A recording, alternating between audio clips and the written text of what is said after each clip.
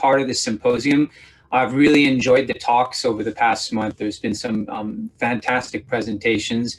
And particularly, I'm really welcoming of the opportunity to speak about plants, because I feel that plants really are, if we're talking about neglected groups, plants really are some of the most neglected groups in the wildlife trade. So I'm going to be speaking about a group of plants that are very special to me, pitcher plants, or Nepenthes, where I've spent the better part of the past 25 years studying in the field. I have, from around 1996 to 2003, helped to establish a micropropagation facility in Malaysia for propagating these plants to distribute to the horticulture market worldwide.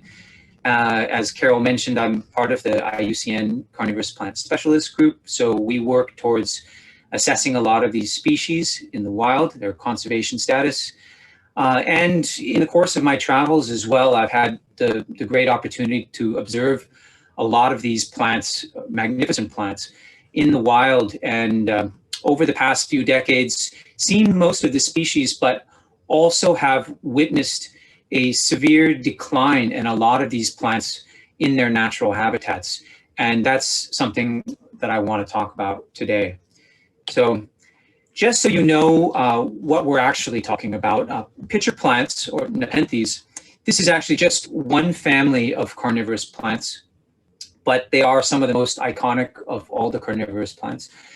They have pitchers or pitfall traps that can range in size anywhere from less than an inch tall to sometimes larger than a football. And the larger ones are well known for having occasionally trapped and eaten small mammals as well. So they're very spectacular plants, and they come in a wonderful variety of shapes and sizes. Here's just a few species found in Indonesia. The pitchers themselves, these are actually modified leaves. They're not flowers. And they are the most distinctive part of the plant. And this is what has actually driven the collector's market. This is why people seek them out for the horticultural trade as plant novelties. A lot of them grow in similar tropical conditions as orchids. So there's a very similar market for these types of plants worldwide. Right now, the genus has about 170 odd species, but new ones are being described every year, and that number is certainly bound to rise quite significantly. This is the area where Nepenthes occur in the wild. It's quite wide-ranging. You have species as far west as Madagascar, all the way up to India, Sri Lanka, southern tip of China, and down to the northern tip of Australia. But the bulk of the species are found in this region, in Sumatra, Borneo, and the Philippines. This contains about 80% of all the species. It's the hotspot of their diversity in here. And in this region, they're found pretty much in ever wet climates. One of the advantages of being a carnivorous plant is they can thrive in soils which are nutrient poor and difficult for other plants to compete. So they are found predominantly in either sandy soils, limestone, other areas that have low nutrients, but also have a very high amount of rainfall. Now, because of this marginal habitat inhabited by these plants, most of the species have been spared the loss of habitat that has really devastated a lot of the rainforests of Southeast Asia. There are a few species of pitcher plants that are found in more general lowland rainforests, some in peat swamp forest, some in what we call karangas, or sort of sandy lowland rainforest. But the bulk of the species aren't found in these habitats. So the vast plantations and logging areas haven't directly impacted most of those species. In fact, some species actually do benefit from a certain degree of disturbance. A lot of Nepenthes plants can be found growing on roadsides, taking advantage of the abundance of sunlight in the exposed areas. But the bulk of the species, and particularly a lot of the species with the most ornamental pitchers and the ones that are most valuable in the horticultural trade, are found in the mountains. And this is high up on mountain ridges and mountain summits. A lot of these species are extremely endemic to small zones, many to a single mountain summit. And this really predisposes them to being over-collected, or in the event that that area is destroyed, very easy for them to be extirpated from the wild. Some plants actually grow on karst limestone outcrops. These areas, obviously, there's no way these areas are going to be developed for plantations or anything, but they do have other threats. Some of them are threatened by quarrying activities, and limestone, as we know, is really easy to be burned. The forests tend to be much drier because there's no standing water, and a lot of limestone habitats like this mountain here have been scorched and lost all their original vegetation cover. So, not to downplay any of those conservation threats for Nepenthes, what I really want to talk about today is the horticultural trade and how that has impacted wild pitcher plant populations. So we see here a nursery in Indonesia. Pretty much every plant in this image has been collected in the wild, and this has become an increasing problem in recent years. So all species have been placed on CITES Appendix 1 or Appendix 2, and pretty much over the past decade, we have, as part of the Carnivorous Plant Study Group, we have tried to make an attempt to assess all the species for their conservation status. This isn't always terribly easy because a lot of these plants grow in very remote areas, difficult to access and difficult to survey. We found that many of them have evidence of being overcollected in the wild. And currently we have 30 species that are critically endangered, another 17 on the endangered list. There are some, you can see nearly half of the species are least concern. And this is because those are the species that do benefit from disturbance or they're very widespread. Now, this is one example of a critically endangered species, Nepenthes clypeata, which is known from a single rocky outcrop in Western Borneo. It is really on the brink of being wiped out in the wild. This mountain actually suffered several times from fires. It burned, and that not only impacted the plants, but after this, collectors visited the area and have nearly wiped out the remaining populations of plants. In fact, probably the only reason there are still a few plants remaining in this habitat is because they grow in such inaccessible areas on the vertical slopes of these cliffs. So I did visit this site about over 10 years ago, and these plants were being sold in the nearby markets by the kilo. And this is unfortunately represents some of the last remaining plants that were on the mountain.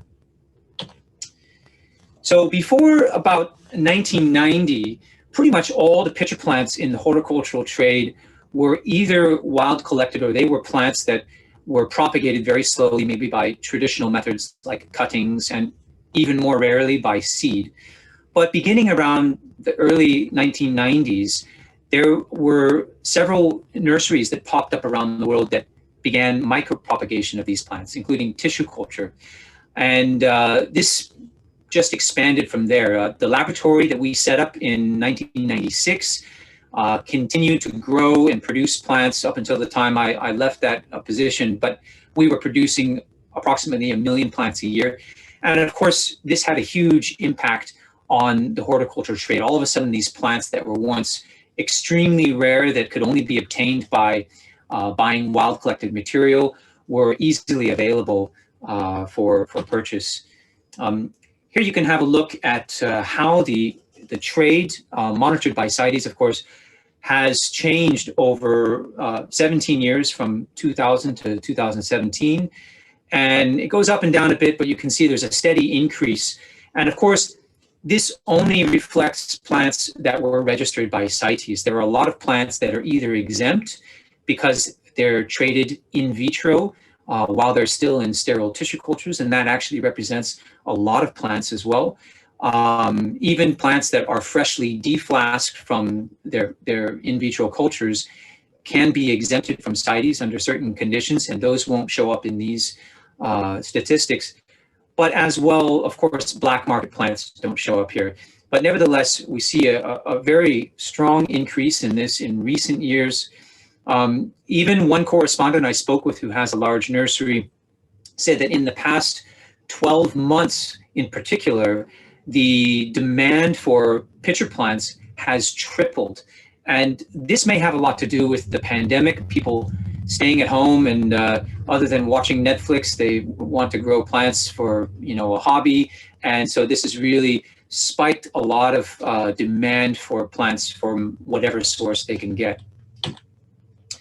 Now, one of the classic arguments about providing mass propagation of these plants is in order to help alleviate the demand of wild collected material. And certainly this has definitely been the case. And one way to look at that is how the prices have changed after plants became widely available. Prices almost always drop once mass propagated plants become available. And there's a few examples here. The left plant, Nepenthes dactylifera, which used to be sold under a different name, Nepenthes fusca. You can see how the price went down over a 30-year period from $120 down to $20. Nepenthes raja, which is the largest pitchered species, this is the one that eats rats, used to fetch very, very high prices in the 80s. If you could find a plant available for sale, would have fetched at least $500 or more. And it's dropped and stabilized to around $50 to $75 a plant due to micropropagation. An interesting example is this plant here, Nepenthes bicalcarata, which used to be very expensive, dropped to a low price due to tissue culture. But then when some of the main nurseries that were producing this plant in mass, they decided it wasn't a profitable plant to produce anymore, and they basically cut off their production, the price suddenly skyrocketed again and went up to several $100s a piece. So it shows that the availability of plants directly influences the price. Now, the other reason that some of these prices went up towards the end as well is probably because what we're talking about is the recent demand, how the market is still growing, and that's also pushing the price back up as well. So despite all this, despite so many plants becoming available, millions of plants being produced, why are we still seeing so many plants lost in the wild? And unfortunately, a lot of these clippings you see here from plants being sold on Facebook, this is still a very common phenomenon. And unfortunately, it doesn't seem to be slowing down at all. So there are several reasons why people are still collecting wild plants despite the mass propagation of these.